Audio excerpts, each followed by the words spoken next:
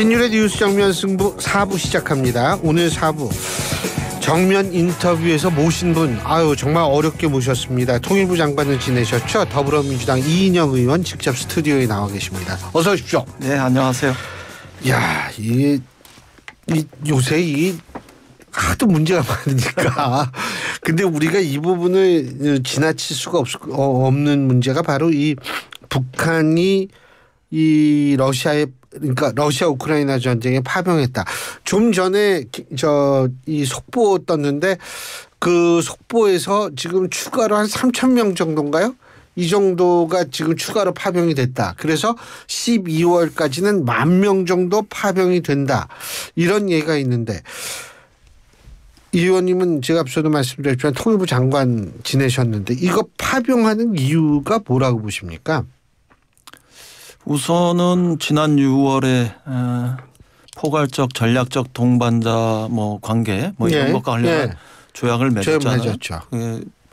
북러 간의 신조약이라고 그랬는데 이게 군사 동맹적 수준으로 확실하게 진입하는 거죠. 그래서 북으로서는 우리가 러시아에 도움이 됐으니 나중에 북의 어떤 군사적인 상황이 생기면 러시아도 우리한테 도움이 돼야 된다.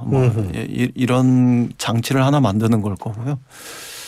많은 전문가들이 이야기하듯이 북이 특히 위성과 미사일 이런 분야에 있어서 군사적으로 더 고도화돼야 하는 그런 기술적 요구들이 있잖아요. 그런 측면에서 소형화라든가 다탄두라든가 정확도라든가 대기권 재진입 기술이라든가 이런 것과 관련해서 러시아의 도움을 요구할 수 있는 이런 필요성들도 있었을 거라고 생각합니다. 그런 것들을 끌어내기 위한. 그리고 경제적으로도 예컨대 1인당 2,000불이면 1년이면 한 2만 불쯤 된다고 치면 그게 한 10,000명 정도 규모가 된다 그러면 한 2억 불쯤 되는데요. 작년에 북이 3억 5천만 불 정도 아마 수출했을 텐데요.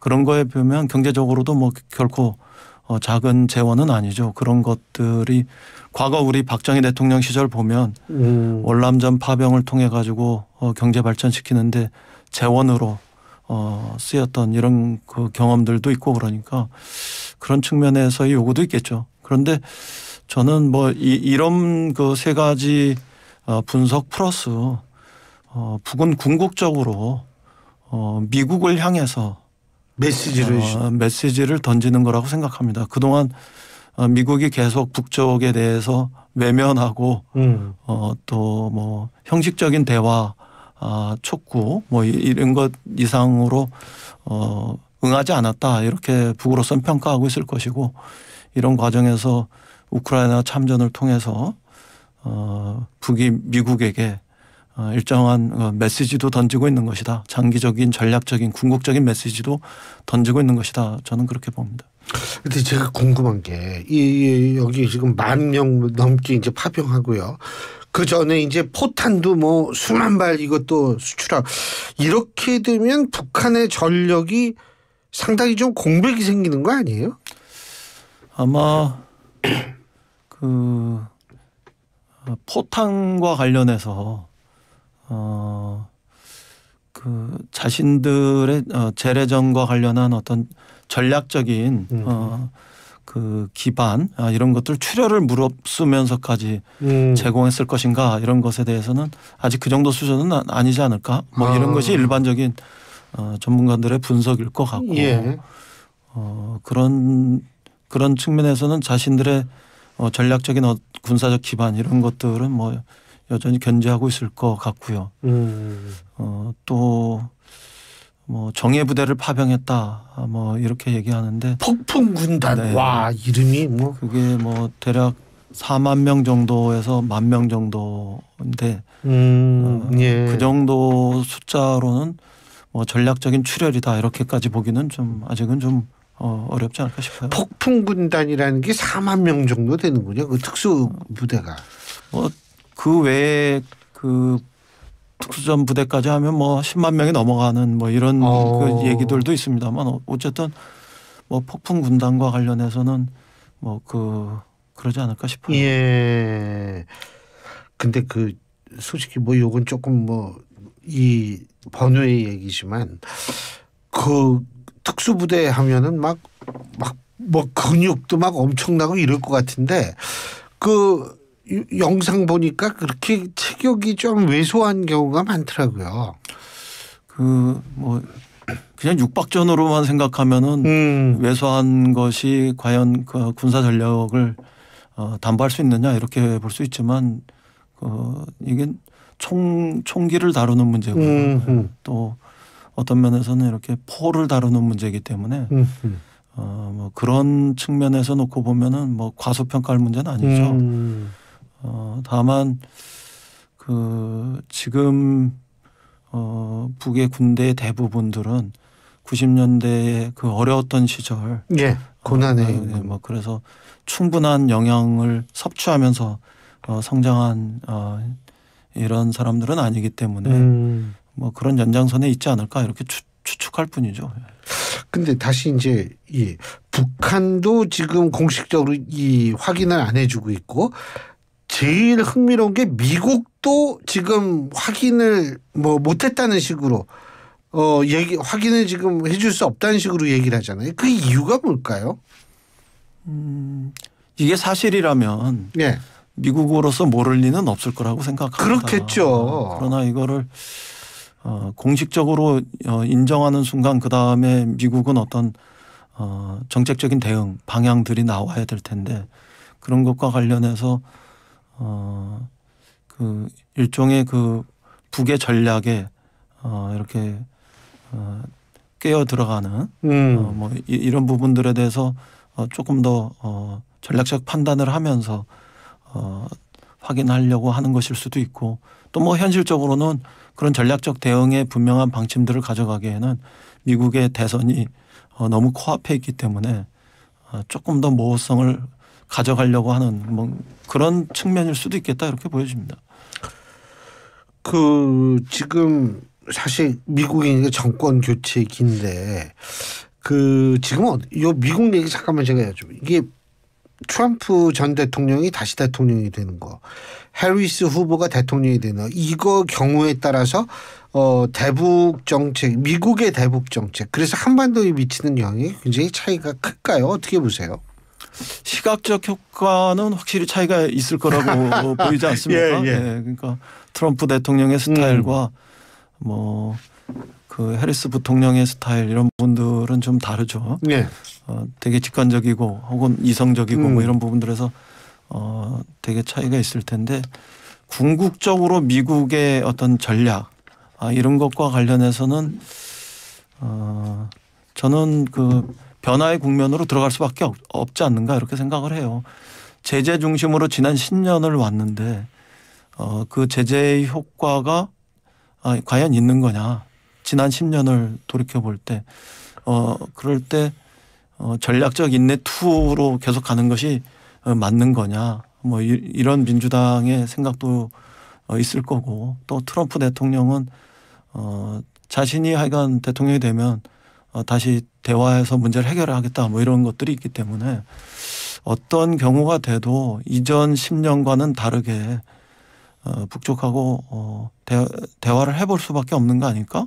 저는 그런 조심스러운 전망은 해봅니다. 그런데 일각에서는 트럼프 전 대통령이 됐을 때 북한과 회담에 나섰는데 이것이 핵 군축 회담이 될 가능성이 있다 이런 얘기도 나오는데 어떻게 보세요? 그건 북한을 핵 보유국으로 인정하는 행위잖아요. 글쎄요. 그런 부분들이 이전과는 달라진 상황 아니겠습니까?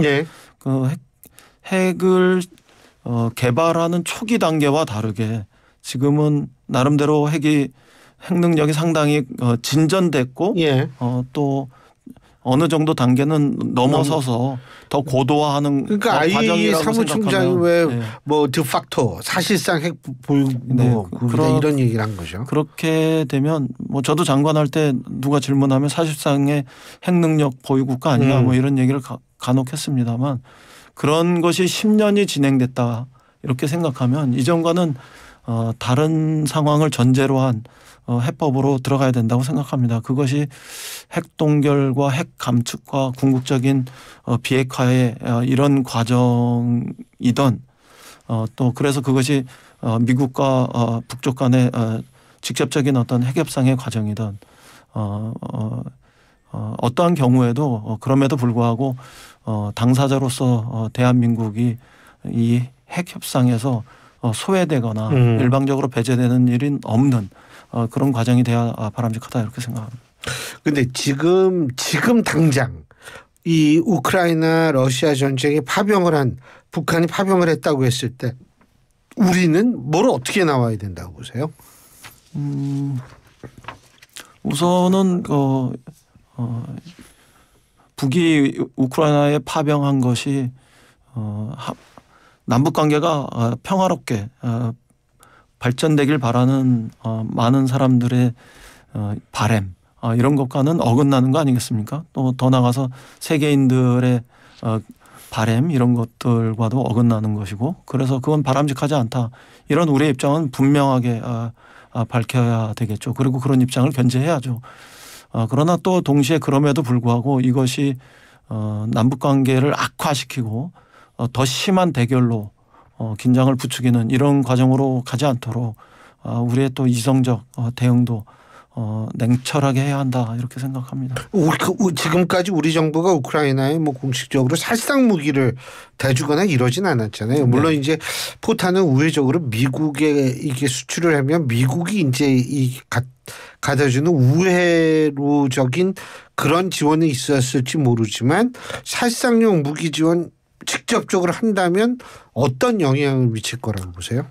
우크라이나에서 남북이 대결하고 전쟁하는 이런 모습 아닙니까? 예. 그건 뭐 결코 바람직하지 않다 이렇게 생각합니다. 우리 정부가 가져왔던 입장, 우크라이나에서 살상 무기가 아닌 이런 지원, 협력, 이런 그 기조 거기에 여전히 있으면서 대처해 나가는 것이 옳겠다 이렇게 말씀드립니다. 지금 이 부분 그러니까 북한의 러시아의 파병이 결국은 이제 뭐 이 장기적으로는 좀 한반도 전체에 나름대로 영향을 미칠 것이다라는 분석이 많은데 지금 이런 상황에서 이제 사실 또 이 북한의 러시아 파병 규탄하는 국회 차원에 있어서의 어떤 성명서 채택 이런 건 어떻게 보세요? 결의안. 그거는 뭐 사실을 확인하고 사실을 명확하게 이제 확인해내는 과정들은 조금 더 있어야 되겠습니다만 그런 과정을 거쳐서 우리 국민이 안심하고 또 든든하게 느낄 수 있는 이런 그 대처의 과정에서 필요한 일일 수도 있다고 생각합니다. 그리고 이런 과정들이 좀 더 대화와 협상을 통해서 해결되는 과정으로 나아갈 수 있도록 그런 그 대안까지도 같이 담으면 더 좋겠다 이렇게 생각을 합니다. 그 지금 자체 핵무장 목소리 나온 건 어떻게 보세요? 우리 자체 핵무장. 어떤 무장일지 모르겠는데 핵무장 말씀하시는 것 같은데요. 그건 정말 바람직하지 않다고 이렇게 생각합니다. 우선 그 북의 핵을 사후적으로 정당화하는 과정이기도 하고요. 궁극적인 그 한반도 비핵화에 관한 우리의 어떤 전략적인 목표 이런 것들을 스스로 다시 폐기하는 이런 자충수이기도 하고요. 또 우리가 핵을 가지면 일본은 덩달아 핵을 가지게 되면 동북아 전체가 핵의 도미노로 빠져서 그냥 재래전의 그 화약고가 아니라 핵전의 어떤 화약고가 되는 아주 위험한 이런 과정이 되죠.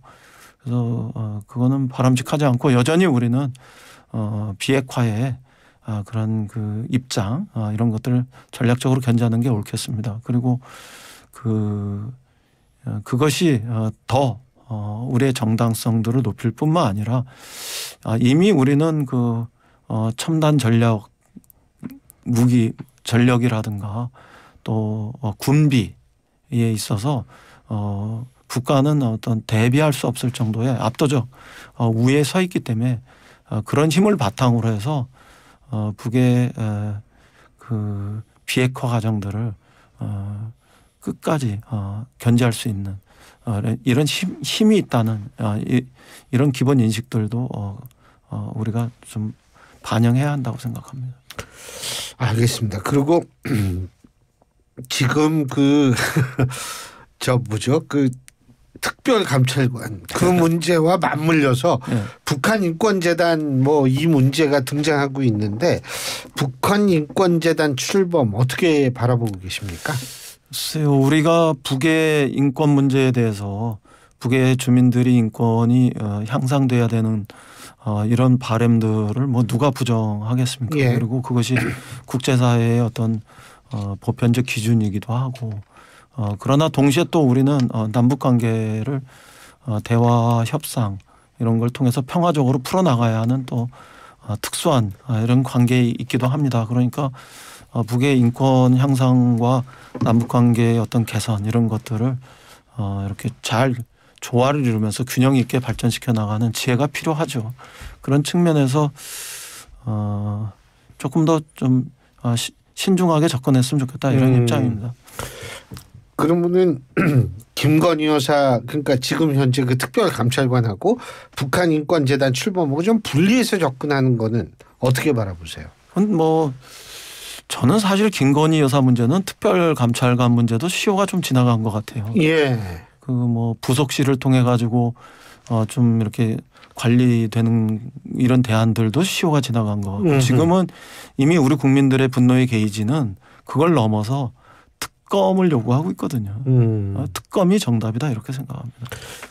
그 특검 얘기 지금 한동훈 대표가 그런 얘기를 한 적은 한 번도 없지만 제3자 특검을 제3자 특검 네. 그건 이제 최상병 특검 당시였고 네. 근데 박정훈 의원이 아마 그 얘기를 했을 것 같은데 제3자 특검 같은 거. 근데 어쨌든 한동훈 대표하고 이재명 대표 두 분이서 만나니까 뭐 내주 초라고 동아일보에서 나왔다 그러는데 만나면은 좀 그런 거 이렇게 절충점을 찾을 수 있을 거라고 보세요? 아니 그러니까 본인이 최상병 그 특검에서 이러저러한 정치적 우려 때문에 제3자 특검을 얘기했으면 네. 이 문제도 뭐 정치적인 우려가 있다면은 그런 해법을 가질 수 있는데 이거는 특별감찰관으로 또 후퇴해서 대안을 가지고 있으니까 뭐 일관성 있는 그 시각은 아닌 것 같아요. 네. 그런 측면에서 그 특별감찰관 이런 데 머물지 말고 정말 본인이 이 문제를 국민의 눈높이에서 해결할 의지가 있다면 특검이라는 이런 그 무대에서 문제를 해결하는 해법을 찾는 것이 바람직하지 않겠냐 그런 말씀을 드리는 겁니다. 뭐 사실 이거 좀 다른 문제일 수도 있고 연관된 문제일 수도 있는데 이인영 의원님은 오랫동안 정치도 하시고 장관도 지내고 이랬는데 명태균 씨라는 분을 이렇게 보시면 어떤 생각이 드세요? 그래서 저도 최근에 뭐 뉴스로 네. 알게 돼서 아니 근데 이제 그런 비슷한 분들이 좀 정치권에 계세요? 그런 역할 하시는 분들이? 글쎄요, 저는 이런 경우들은 좀 드물어서요. 뭐 천공이니 건진이니 예. 그다음에 최순실이니 예.